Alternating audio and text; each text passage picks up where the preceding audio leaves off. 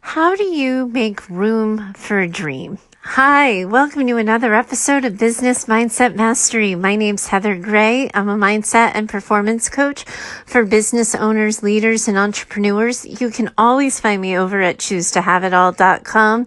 And today we're talking about making room for an unexpected dream, a new passion, a new hobby, something that you think will fulfill and brighten your life a little bit, but you have no idea how you're going to make room for it. Let's dive into today's question.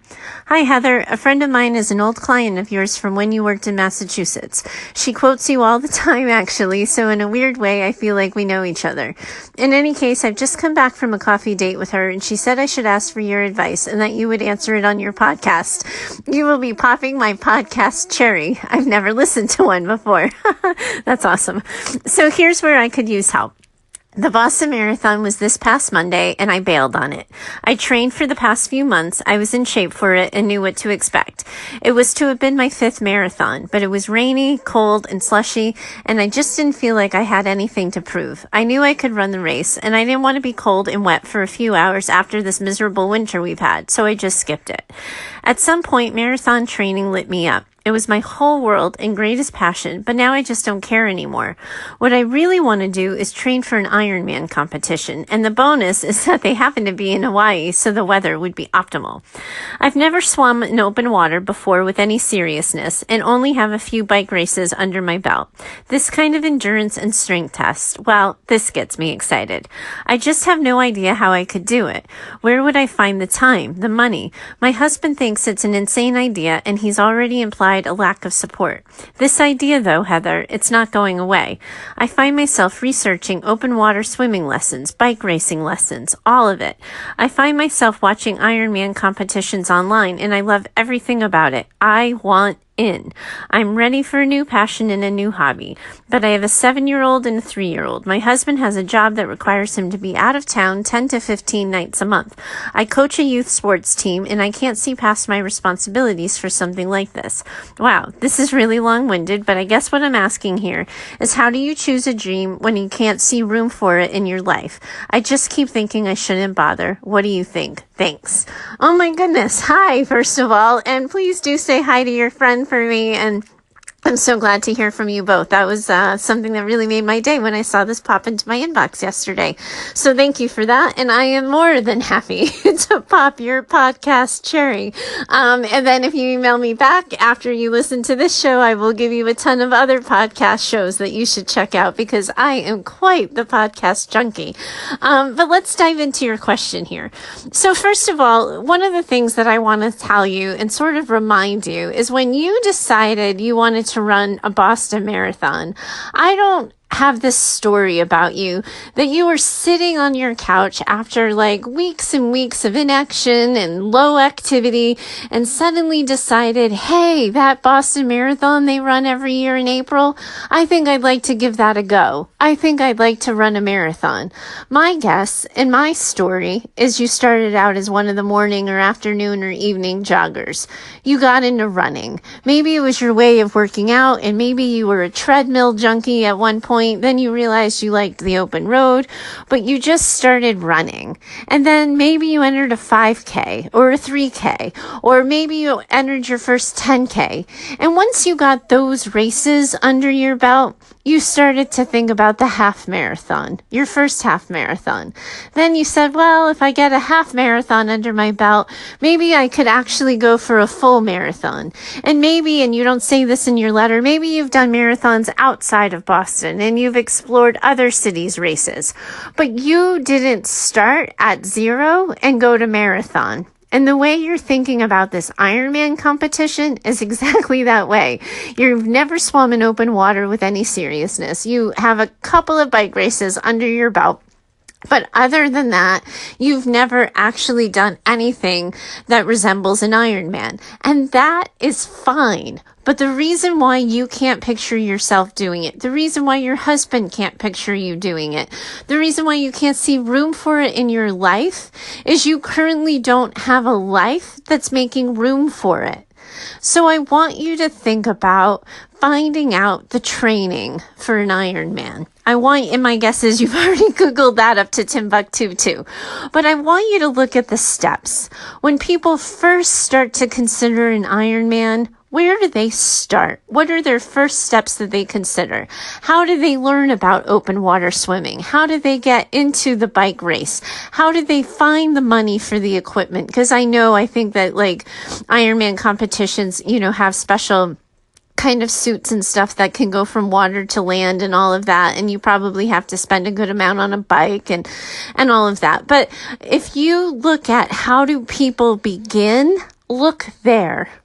And then check your life for room for a beginning Ironman trainer.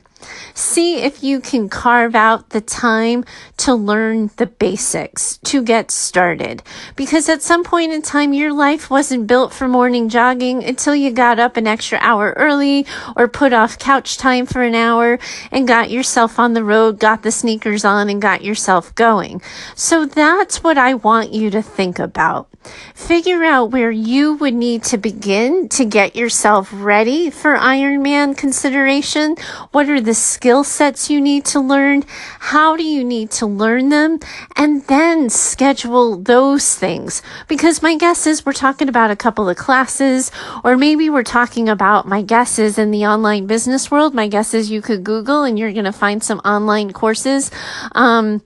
There's Udemy actually comes to mind. You might want to check them out, but I'm sure somebody at some point has come up with online courses or maybe training guides simply on YouTube. But where would you begin? And then in your life, as it's designed now, schedule in the beginning. Then start to talk to people about it. Do a search on Facebook. See if you can join some Facebook groups for Ironman competitors and Ironman trainers, and put yourself in the environment of people who share the passion and share the hobby. That's how you start to make room for something. You don't try to plan out the end goal. You just plan for the beginning. And then when your people in your life start to see you do this with regularity, when they start to see you improve, when they see that you started this in April and in September you still care about it and you're still committed to it and you're still doing it, then it's easier for them to see it making room in their own lives for it. Right now, as soon as you say I'm training for an Ironman competition, your husband's thinking how his life has to change, how he needs to adjust for your training schedule. And you have no idea if you're even going to get there, if you're going to like it as much as you think you're going to like it, if it's going to be the thing that actually lights you up. But as soon as you bring up an idea to somebody who's already out of town for, a quarter to half of the month of a year, until let me start that one over.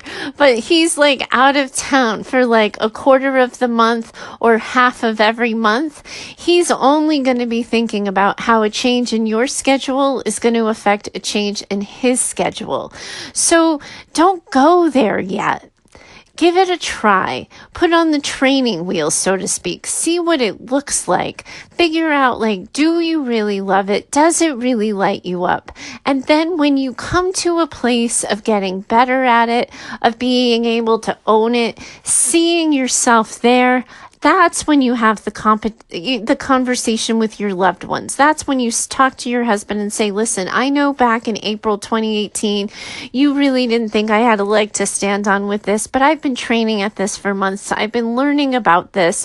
I've been focused on this. I'm really excited about it. And I'm wondering if we can make room for it in our lives. Then you have this specific, measurable, observable proof of your passion, of your commitment, of your interest. He can see it with consistency, and he can also see how it's going to start to impact his life.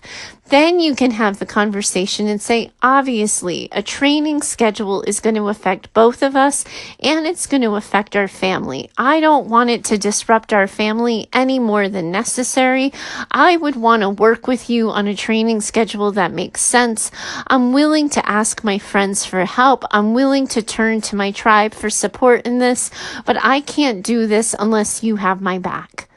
And then you work with him on a training schedule that makes sense. I've talked about this on the show before, and since you're a new listener, you don't know this, but one of the things that makes me totally batty and happened all the time when I worked back in Massachusetts is there was this bike race called the Pan Mass Challenge, and it's like this 3-day bike race. And anytime somebody was training for that sucker, I would end up seeing these people in my office for couples counseling, because people who are training like this and doing these things get super entitled that they are deserving of the time for training, that they deserve to have the 4 hours on a weekend for a long bike ride, that they have to have the group meetings and the after race meetings and all of this with their little local running club community. And then they assume that their spouses are just going to be supportive, because who wouldn't support this big physical challenge? Who wouldn't support this massive fundraising effort? And if you don't support it, there's something wrong with you. Rather than recognizing that we all get to choose our passions. We all get to choose the thing that lights us up. And for some of us, the thing that lights us up isn't going to inconvenience anybody. You know, me, I love to do a marathon cooking session. And on Sundays, I love low and slow cooking Sundays. My husband is not at all inconvenienced by that, because he gets to watch whatever he wants on TV all day. I cook him a nice meal, and then at the end of it, we have our little Sunday tradition. That's the thing that lights me up. You know, I also like doing jigsaw puzzles, for example. So at any point in time, you know, there's space taken up on the floor, or, you know, God willing, I'll get myself a table in the new house and I'll be able to set myself up and have my own puzzle spot. And it's not going to inconvenience him at all, other than having to work around it.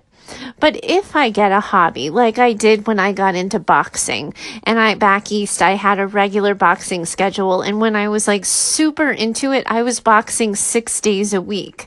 That affected our schedule, because I would, on a Sunday, instead of cooking low and slow, want to come up with something super fast and super healthy, because I was working out for 2.5 hours on Sunday and I didn't want to ruin the workout with a fattening meal.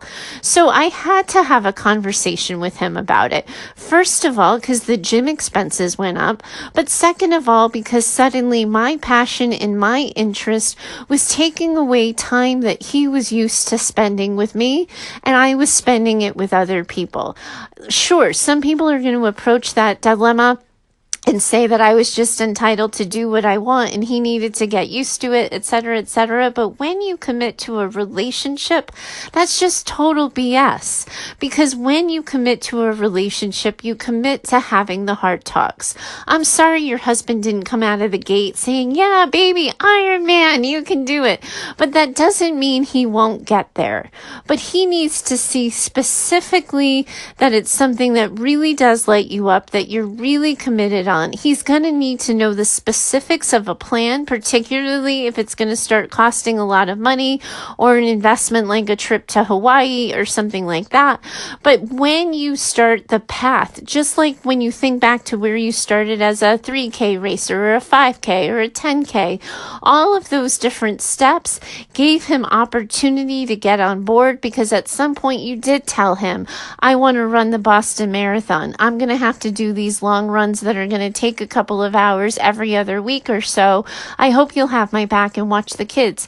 At some point, a conversation like that happened, because that's my guess. If you just got in shape for this race, that's what you've been doing. So he can support you and he can have your back. But of course, he's going to react with personal anxiety when he can't see how it's going to work for him.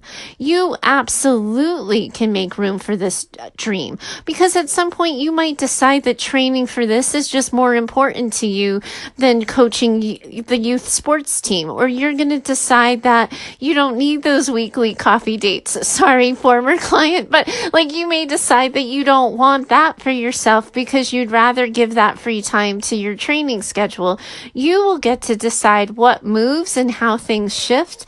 And if you communicate to the people who matter, they will absolutely have your back. I have seen kids be incredible incredibly supportive of their parents for these huge physical feats, accomplishments, and physical challenges.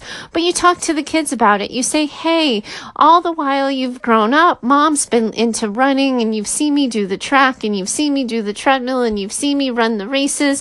I love having you and your signs on the side of the road. And now mommy has a new dream. But in order to do it, I need your help. And you're just going to have an open conversation with them too. Everybody can get on board when they know more specifically what they're getting on board for. And the only way you're going to be able to have that conversation is to find out for yourself. So start at the beginning, figure out what's expected, what's necessary, what you need to learn first. Start learning it. Start moving through the world as if you're training for Ironman. And then see what happens next. When the hard conversations need to happen, have them. When you realize that there's a problem in scheduling, figure it out and ask for help. Lean on your tribe. Talk to moms of kids that your kids are friends with and say, hey, can you do a play date? Can we do a swap? Can we work this out? I'm trying for this thing. You can reach out and ask for help. That's the road. Like if you think about the Olympics, which is like my personal obsession, but if you think about all the stories we hear before Olympic Games, all the people who came together to support a dream. Sometimes we see entire towns involved. You can do all kinds of things. You can solve the money dilemma. You can solve the time dilemma, but you just need to get started. And you're not going to solve those problems until you do.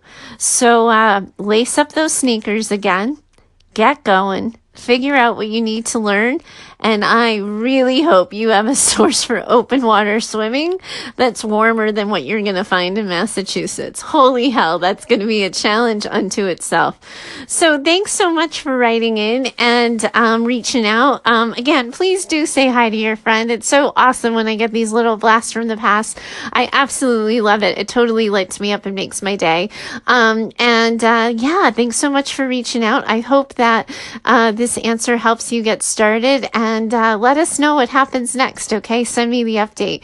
To anyone else listening who wants my 2 cents on your problem, you know how to find me. Hopefully by now, I tell you every week, but in case you missed it, heather@choosetohaveitall.com. Send me an email. I'll get my eyeballs on your situation, and I'll make it an episode for a future show. Thanks so much for joining me today. Bye for now.